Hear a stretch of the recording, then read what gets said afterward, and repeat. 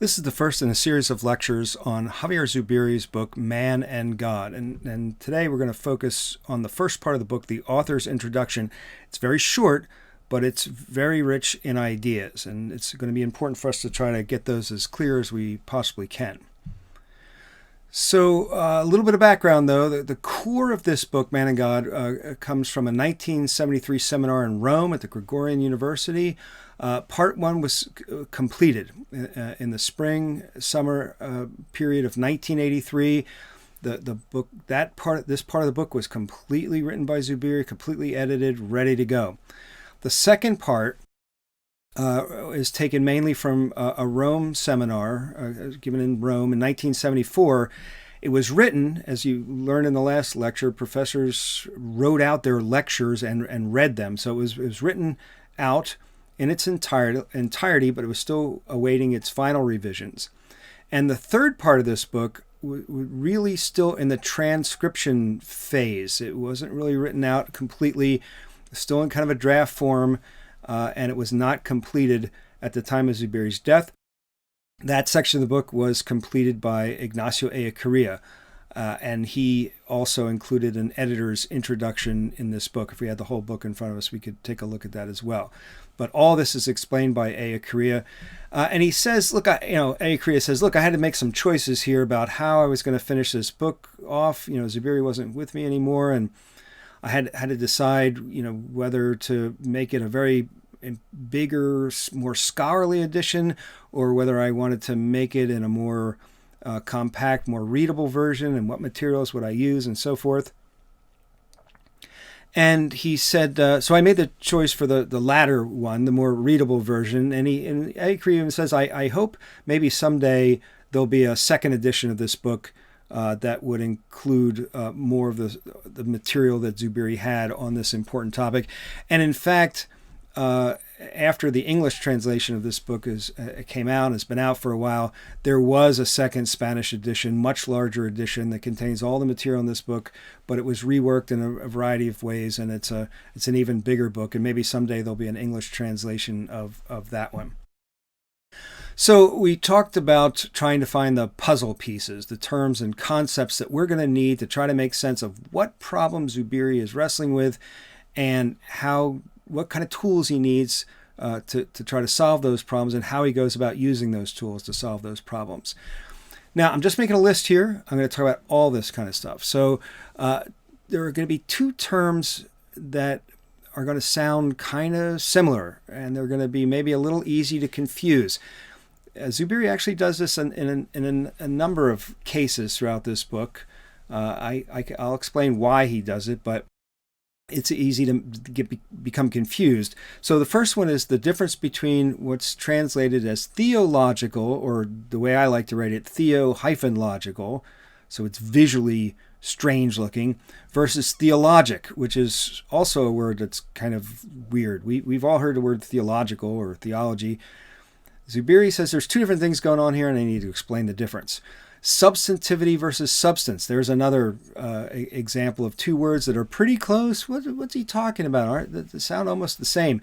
There's a difference, and it's important that he wants to make that difference. And in talking about substantivity and substance, he's going to make a distinction about what he calls notes versus what other philosophers call properties. And again, I'll explain that. I'm just making a list so you can be aware that these things are going to come up.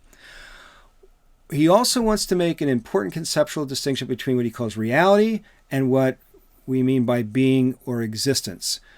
Philosophers have generally been interested in being, and when it comes to us human beings, interested in the idea of existence. And if you took existentialism, you read books, with the title "Being in Time" or "Being in Nothingness," and it's existentialism. Okay, that's what philosophers are talking about. Zubiri says that's fine, but there's something underlying that needs to be thought through, and he's going to reserve the word reality for that.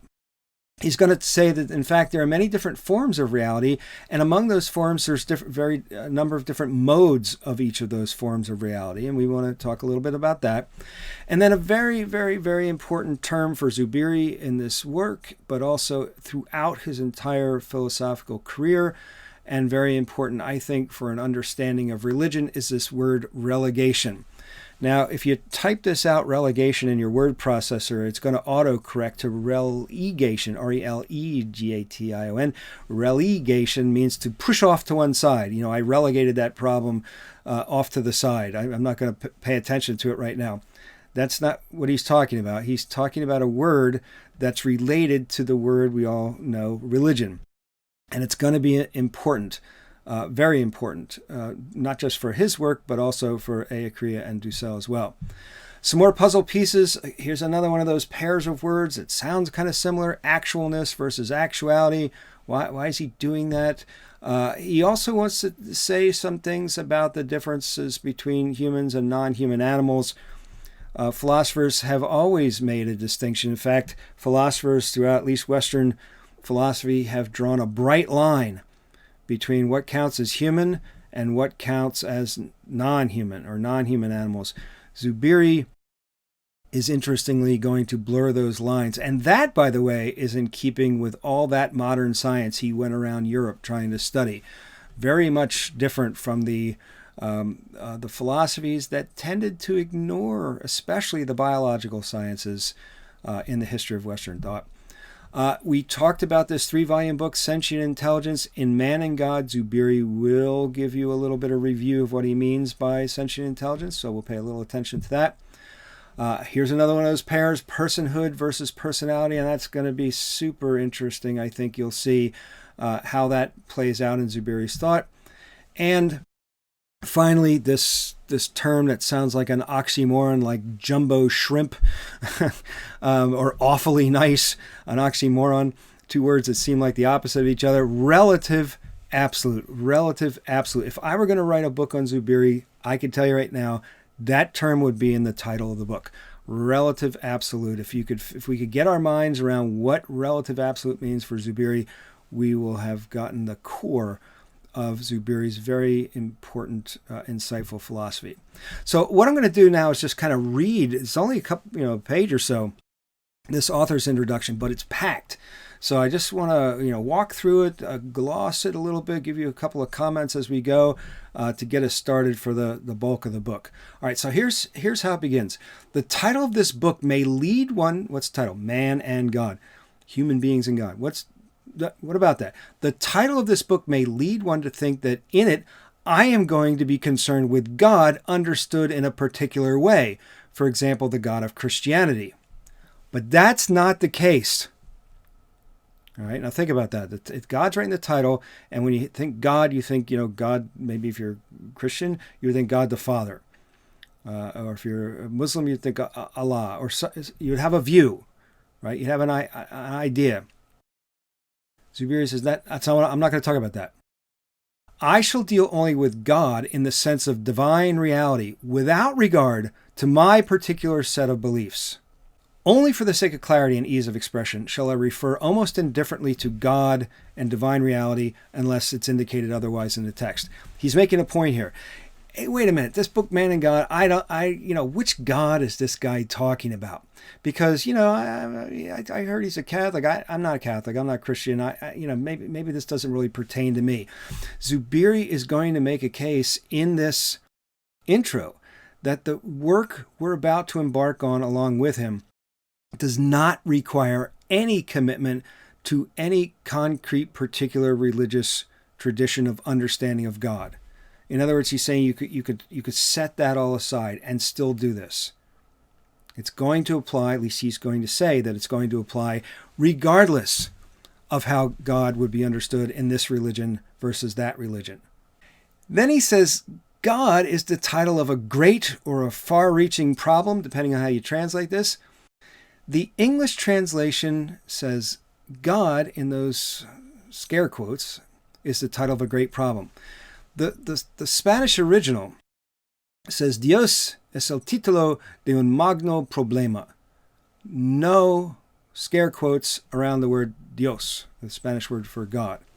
So I want to make this point about translations. Translations are always interpretations. Translations are always interpretations.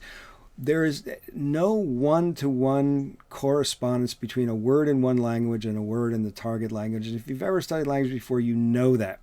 That's why there's so many different translations of the great books, that have been published.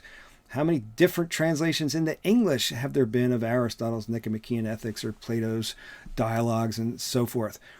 There's a lot of different translations because each one of them represents a certain amount of translation. It's unavoidable, but each translation may mean something slightly different. So what would be the significance of the quote marks around God, or the absence of the quote marks around God? What are we talking about? Are we talking about God in the sense of a word we use, a bit of language, a label, a term, like the term, using the term God is a great problem? Is that it? Or if we're saying God without the quote marks, we're not just mentioning God, but we're referring to God specifically, like the God, the theos, God, Dios. Are we saying that God is the name, the title, the name of a great problem? What is God? A big being in the sky with a long beard? No. God, the God, could be the name of a far-reaching problem. There's a difference there. One is, you might say, if we're just talking about language, you say, well, maybe there's some kind of weakness or slippage or something in the language, so we have a hard time talking about the one thing that is what it is, and we know that thing is a big being, a supreme being, the super entity. Or you could say, wait a minute, maybe it's not so correct to think that God is a super entity that we just have some trouble talking about because it's so super, but that God is not a supreme being, but a problem. That God is essentially a problem. What is God? God's a problem. I don't mean a problem for me, but not for God. God is a problem. What does that mean? And in fact, Zubiri is going to point towards the second thing here. So we'll have to pay attention to what he's talking about. All right, so what about this problem? He says, well, this problem can be solved in different ways. Positively, theism. Problem of God, that's solved. There is one. Or negatively, atheism. Problem of God, I got the solution right here. There isn't one. Or suspensively, or agnostic. The word agnostic comes from the Greek. The A means non or not, and gnosis comes from nous, which means intellect. It refers to kind of knowing. You just don't know. I got the answer to that question. I don't know. But not just I don't know. Agnosticism is actually a stronger claim. It just says it can't be known how to solve that problem. I mean, that is the answer to the problem. How do you solve the problem of God? You admit that you can't know. Right? Theism, atheism, or agnosticism. But Zubiri goes on, but it is often forgotten that in the three cases, one is dealing with the solution to a single problem. The atheist thinks that since God is not an immediate reality, it's the believer who has the responsibility of justifying his affirmation of God. The atheist says, there's no God, no problem there, but how come that person over there has a problem? That theist has a problem. What's wrong with them? They need to prove to me or give me some kind of justification or legitimation for believing there's a God when obviously there isn't one. I don't have a problem, says the atheist. The theist has a problem. But, Zubiri continues, the case is the same for the theist. He lives immersed in his faith in God and consequently presumes that it's the atheist who is the one who must provide reasons to deny God. The theist thinks it's obvious. Of course there's a God. Everybody knows there's a God. But what's wrong with that one over there? That person over there thinks there's not a God. They need to prove that. They need to come up with some kind of argument for that or legitimation or justification for that strange belief because I don't have a problem. There's no problem here. Obviously there's a God. That person over there is the one with the problem. To convert God into a problem is proper for the atheist, but the believer in this view has no problem. The atheist and the believer do not think that their atheism and theism, respectively, are solutions to an underlying problem. You get that? The believer doesn't think his or her belief in God is the solution to a problem. The atheist, to them, has the problem. The atheist doesn't think their atheism is a solution to a problem. It's the other guy that has the problem, the one who believes in God. But what is this problem? He says the person of today is characterized not so much for having a positive idea of God, theist, or negative, atheist or agnostic, but by a more radical attitude. What's that attitude? That of denying the existence of a true problem of God. Nobody thinks they have the problem of God. People, you think some other person might have the problem of God, but not you. I don't care if you're a theist, atheist, or agnostic. You don't. The problem's not yours. It's somebody else's problem. For the theist, the one who has the problem of God is the atheist. For the atheist, it's the believer. Therefore, the heart of the matter is to discover that God is problematic for all. The believer has to give reasons for his or her belief, and the atheist also has to give reasons for his or her negation of God, just as the agnostic too must give reasons for his or her agnosticism. Atheism and agnosticism are no less beliefs than theism. You hearing that? Atheism, agnosticism, theism are all belief systems. Or if system is too strong a word, they're a suite or an array of beliefs. They're all beliefs that people are committed to without recognizing that those beliefs are, unbeknownst to them, solutions to a particular problem, the problem of God. You don't see them as solutions. Those beliefs are not viewed that way. The three need to give the foundation of their respective attitudes because in the final analysis, Zubiri says, the firmness of one's state of belief is not enough, and its intellectual justification is necessary. And this reminds me of another important thinker, German thinker, Friedrich Nietzsche, you may have heard of, one of the forerunners of modern existentialist thought in some ways.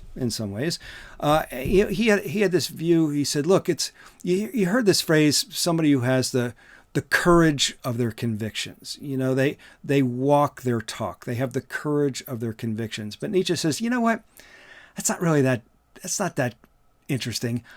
It's not so much having the courage of your convictions. It's having courage for an attack on your convictions. The courage for an attack on your convictions. There are some people who believe what they believe stubbornly.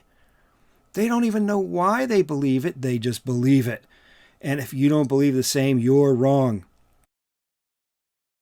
And if you try to say, well, wait a minute, why do you believe that? Well, it doesn't matter, I believe it.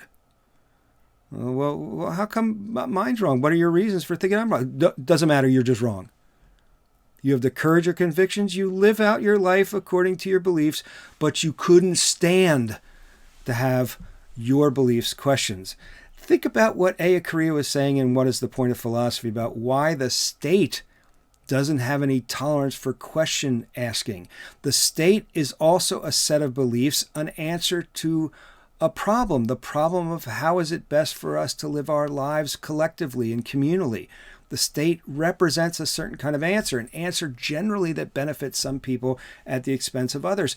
But the state doesn't want to hear questions about the convictions of the state. They don't want an attack on that conviction. They can't stomach that.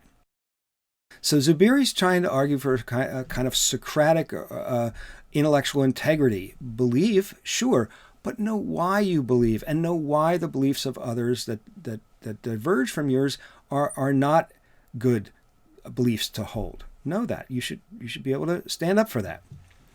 So what kind of problem is this, he keeps asking? Not the type of problem that a person may or may not posit, like may or may not take up, as if it were a problem of science, one which is fundamentally arbitrary. In that case, God would be just another object, though perhaps the most important that a person must confront. In other words, the problem would be to determine if besides human beings and things, there is the reality of God. All right, that's the quote. Let's unpack it. Notice what he's saying here. The problems of science, according to Zubiri, are arbitrary. The problem of God, not arbitrary. It's a different kind of problem. Now, when you hear that for the first time, you might forget my proposal to you from last time that you be charitable. That sounds wrong when you first hear, wait a minute, science, that's not arbitrary. Although maybe in the world we live in now, there are people who think that, but the science is not arbitrary. You can't just think whatever you want when you're doing biology or in chemistry or physics. It's not arbitrary how things work. They work the way they work. And if you say something different, then you're wrong. But when it comes to religion and people's views about God, it seems kind of like it's arbitrary. Like, believe whatever you want. Why not? I mean, who's to say? Just, you want to believe there's God? Okay. You don't? Okay. You want to say God's, the father of us all? Okay. If you want to say God's the flying spaghetti monster, as some people say, okay. It's just arbitrary. Right? So it sounds like what Zubiri is saying is wrong. It sounds like when Aristotle says in the Nicomachean Ethics that the one group of human beings that can't possibly be happy are children. And you think, well, that can't be right. And you have to wait and see how he's really understanding it. Well, that's the same thing going on here with Zubiri. What does Zubiri mean when he says the problems of science are arbitrary? Well, take an example. I look out the window, I see a plant. Now, I might have seen that plant 1,000 times and paid absolutely no attention to it. And I may go the rest of my life without ever thinking about that plant in any way whatsoever. But maybe one day I might think of the plant as kind of pretty and has a nice flower on, so maybe I'll pick the flower and give it to my wife as a little gift. I'll see it as something of aesthetic value, something beautiful. I might. Or maybe that plant actually bears fruit, and some of the fruits, I don't know, are cherries. I love cherries, so maybe I pick a piece of the fruit and I eat it as a cherry. But I may never ask the scientific question about the plant. How does the plant function? What are its causes? What are its mechanisms? How does it work? I may never get into botany. I may never get into the study of plants. It's completely arbitrary. I could prove it. Are you botanists? I don't think so. I mean, maybe you are. We don't know each other yet, but most people aren't botanists. Most people didn't pick up the scientific problematic of plants, but you could. Now, once you do decide to take up that problematic, then the truth procedures, the efforts you make to find out exactly the functionality and the causality in plants is not arbitrary. It's not arbitrary. Remember my analogy of the card game. What you do with a 52 card deck is arbitrary. It's completely arbitrary. You do whatever you want or nothing. But once you decide to play one game versus another, you decide to play Texas Hold'em versus blackjack. Once you decide on one of those, then it's not arbitrary what you do. You can't just do whatever. Right? Once you play the game of botany, the game of science, okay, the answers that you come up with, the way you come up with them, none of that's arbitrary. But whether you take up the game in the first place, completely arbitrary. But the problem of God, Zubiri wants to say, is not arbitrary. It's not the kind of problem that you could take or leave, that you could pick up or not. What Zubiri is going to argue in this book is your life, the way you live it out right now, is your dealing with an inescapable problem of God. At least that's how he labels it. You can't get away from it. If we were in a different class, we would say it's ontological. It's part of the structure of what it means to be human to deal with this problem. Human life is a dealing with this problem. It's not a dealing with the problem of the science of plants or the science of rocks and geology or the science of stars and astronomy. Those are arbitrary whether you get involved in those or not. Yes, once you get involved, then what you do after that's not arbitrary. There's rules of the games. But the problem of God is innate. It's built in. It's inescapable. At least that's what Zubiri wants to argue. He continues, rather, the truth is just the opposite. We are dealing with a problem that a human being must pose to him or herself. Indeed, it is already posed to us by the mere fact that we are human beings. It is a dimension, and that's an important word for Zubiri. You want to underline that? It's a dimension of human reality as such. Consequently, he says, this problem must be called theological, and the Spanish word that's being translated there is teologal. And he says theological, teologal, does not mean theologic, teológico. Okay, now there are those two words that I warned you we were going to meet.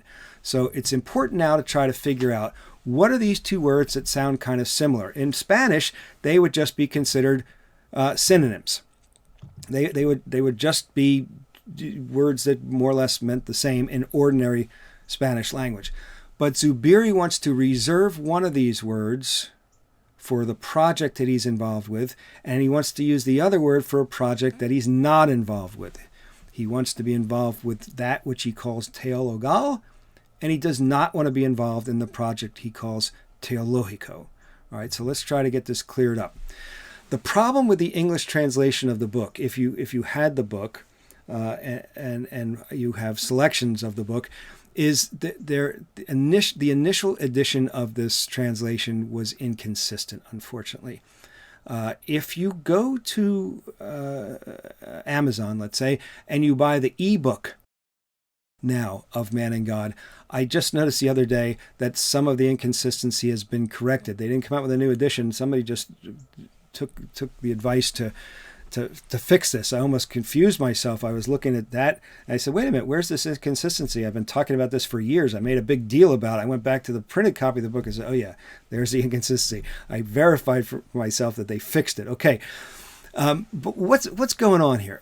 The translator of this book, Joaquin Redondo was the original translator. He says, I'm going to reserve the word theological, the English word theological, for Teologal. And for the Zubiri term Teológico, I'm going to use theologic. Now, the latter, theologic in English, in the book, Teológico, would concern itself primarily with knowledge about God himself, as the translator writes it. And theological, the Teologal, with the knowledge of God through all of reality, of which he is the ultimate transcendent fundament or ground. Okay. So the Teológico, that's about God. Teologal, that's about something else. At least that's the way the translator put it. Now, I think we could do better than that. So Teológico literally means the study of God. Theology, theos, logos, the study of God. When you see this word, Teológico, when I say this word, if you see the word in the book, theologic, that just sort of ends weirdly in English, you need to think that's the kind of stuff you do in theology class. That term refers to God and not us. And it refers to God in some kind of determinate way, like Christian or Muslim or Jewish or Hindu or whatever. Remember he said just a little bit earlier that when I say God, I'm not going to be talking about some concrete concept of God from some religious tradition or another. I'm not doing that. I'm just talking about what he calls divine reality. That underlies all that kind of stuff. All right. So Teológico, theologic, that's mainly not what this book is about. He dips into it here and there, mostly near the end, and he tells you when he's doing it. But this is not theology class. Yes, I'm using the word God, he says, but it's not theology class, it's philosophy class. We're doing something else here, and it doesn't matter what your religious beliefs are, whether you're theist or atheist or agnostic, you can follow along with this because I'm not doing theology class. Teologal, though, he talks about on page 12, he says it's a human dimension, right? A human dimension. What the book translates as theological, or I like to even put the hyphen in there to remind you of this, is not talking about God itself, God the supreme being or whatever. It's talking about us, a human dimension formally and constitutively involving the problem of divine reality, of the theos. So when he's talking about Teologal, or if I can make up a word, Teologality, right? He's saying something about us. There's something that formally makes us human that includes the theos, that includes God. There's something that constitutes us as human that includes the theos. The theological, Teologal, is such by enveloping the dimension which opens onto the divine. The theological, Teologal, is consequently a strictly human structure, and note this, accessible to immediate analysis. That's very important to underline here. Zubiri wants to say is you don't need to know anything about any religion. You don't need a theology class to do this class at all. You don't need it at all. How are we going to figure out this problem of God?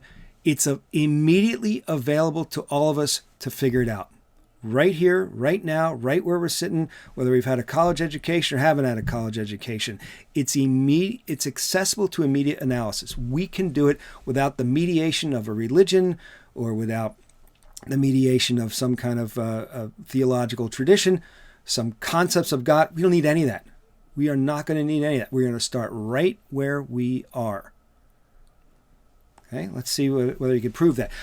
In the back of the book, in the third part, if you remember that third part wasn't completed, and what Ayakriya did was he took an essay that was written and he kind of cobbled it into the back of the book, so it kind of repeats what he's trying to say at the beginning of the book, and that's never a bad idea for a conclusion.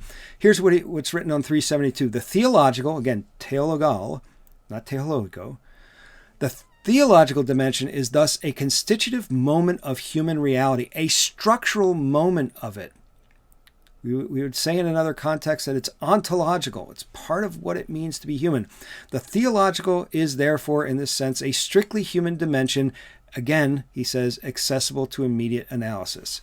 That's his promise. That's his claim. That's his challenge to us. It says, look, you don't need any prereqs to do this philosophical analysis. We could do it starting from where we are. You don't need to have any religious commitments. The theist, the atheist, the agnostic are all welcome here in this project.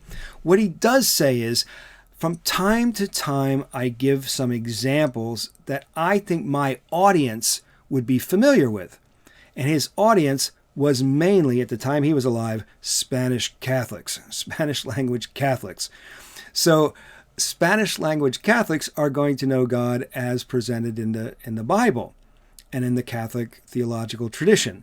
So he says, sometimes I'll give examples, but he's saying I could easily have given examples from any other religion if I felt like my audience would resonate with those examples, which they probably wouldn't have since they're all Spanish Catholics at the first part of the 20th century. So he says, when you hear me using, Catholic terminology or whatever, it's just an example. I could substitute it with something Muslim or Jewish, but I'm not doing that. I'm not doing Teológico. I'm not doing theology class stuff here. I'm trying to figure out something fundamental about what it means to be human. And something fundamental about being human includes God, not necessarily as a supreme being like the religions teach, but as what he wants to call divine reality. And to figure that out, we got to figure out what reality is and then what would make it divine. That's part of the project.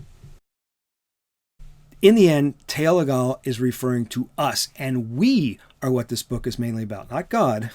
Not God as you may have thought of God already. We're what this book is about. We're what this philosophical process of analysis is about. So, if you ever get confused, you just ask yourself, look, is he talking about God or the Bible or something like that? Well, okay, he's just giving an example. Is he talking about us? Then the word is Teologal. The word is theological. That's us. And as we go through, I will constantly be reminding you about this so we get clear. I like the hyphen because when I just say theological, you've heard the word so long in your life that you're used to thinking about it in the terms of what you would do in theology class over in the other department there. So when I write about this, I usually throw that hyphen in there just to stop you in your tracks and say, wait a minute, he's doing something different here, doing something funny. Yeah, he's talking about Teologal, he's talking about us, he's not talking about God, God's attributes. So here's a little matrix maybe you might want to refer to help you remember the difference. Remember, the book is about Teologal, not about Teológico. Teologal is translated as theological in the book for the most part, unless there were inconsistencies. Or by me, theo-logical. Teológico is translated by theologic, and that kind of helps because theologic just sounds weird, and that reminds you that Zubiri is not working on that.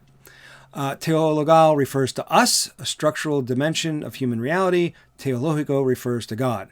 Teologal is what this book is mainly about. Teológico things are not what this book is mainly about. Teologal stuff is studied in metaphysics and philosophical anthropology. That's why you get credit for that in this course.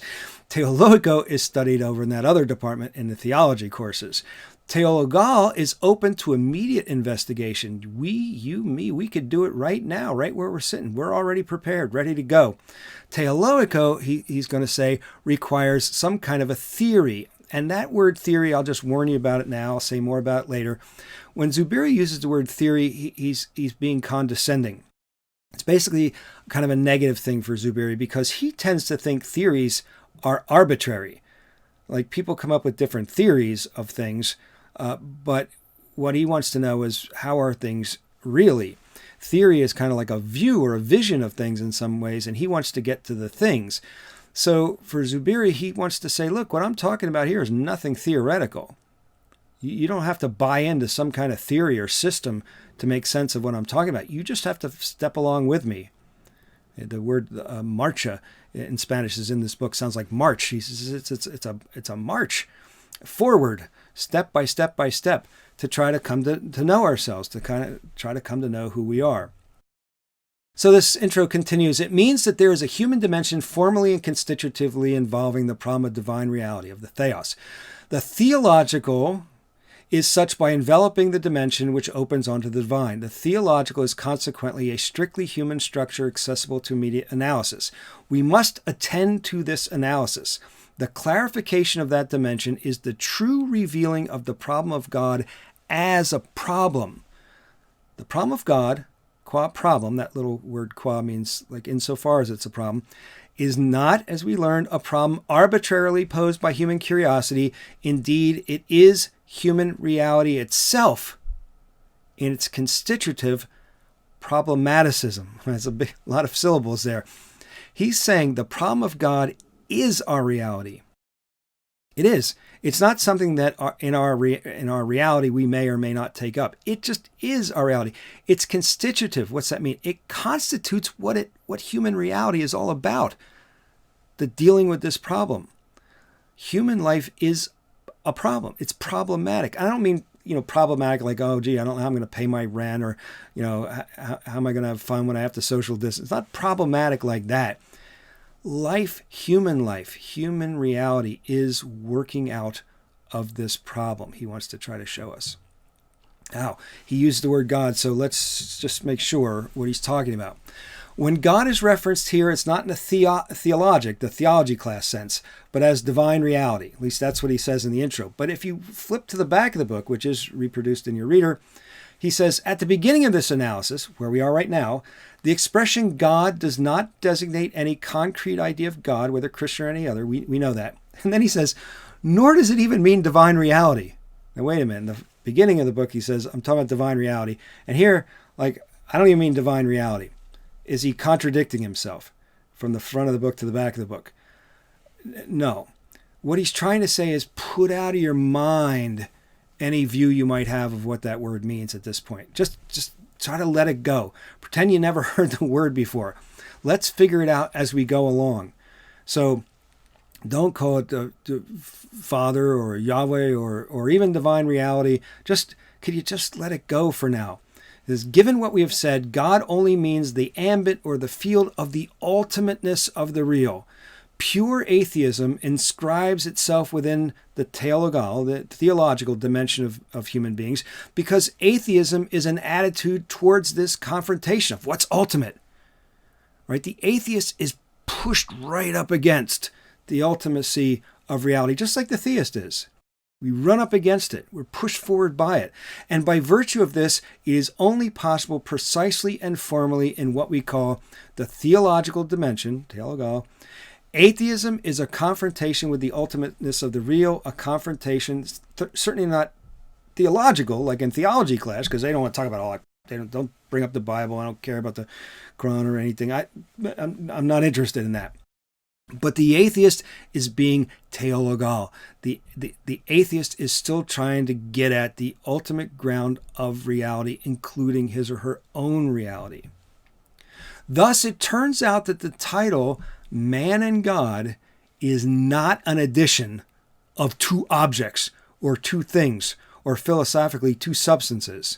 Man and God, not two things, but the analysis of human reality.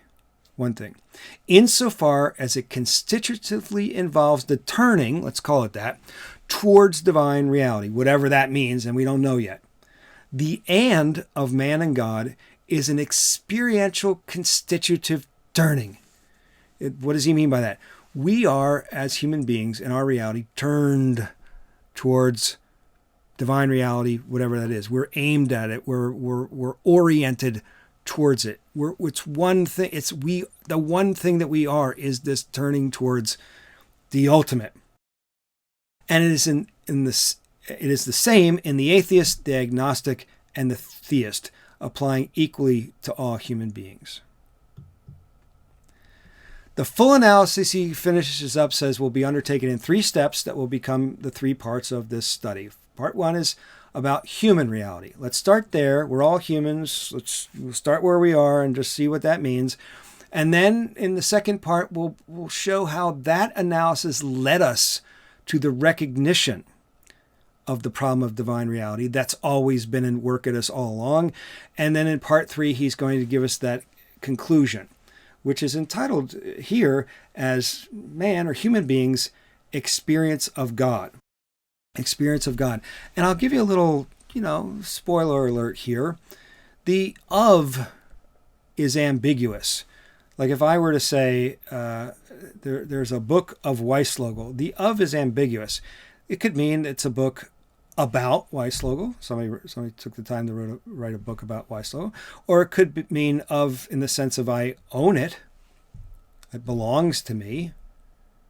Right? Could be either one of those. A book of Weislogel. Here, experience of God can mean 2 things. It could be talking about us over here having an experience of something over there called God. Or we could be referring to God's experience. Not my experience of God, but God's experience, the experience that belongs to God. And both of those senses are going to be intertwined here. What we are, the human being, is the experience of God in both those senses. Okay, all that's got to be explained, but it will. These 3 steps constitute an intrinsic and formal unity. It is in this unity that the ultimate structure of the theological dimension of human beings consists. The making of the reality of human being is what, in a synthetic way, must be called theological experience. Teologal experience. That's what this book is about. That's what this book is going to analyze. And where we want to go with this is this sounds, where's the liberation philosophy stuff? Where's the ethics? Where's the politics? Okay. The answers to those kind of questions are going to come out of Ea, Kriya, and Dussel, but they're going to come out of it from an understanding of who we are and what our reality really is. Really, not what it appears to be, not what an ideology that now has blinded us to the way things really are. And its attempt to see us as we really are and entrench ourselves in reality so that we know how to answer the ethical and the political question. So that's why it's important to undergo the metaphysical and philosophically anthropological analysis of who we are so we could figure out, are we in need of liberation? And if so, how we might attain it. So let's take a break. We'll pick this up again in the first big chunk of the book next time.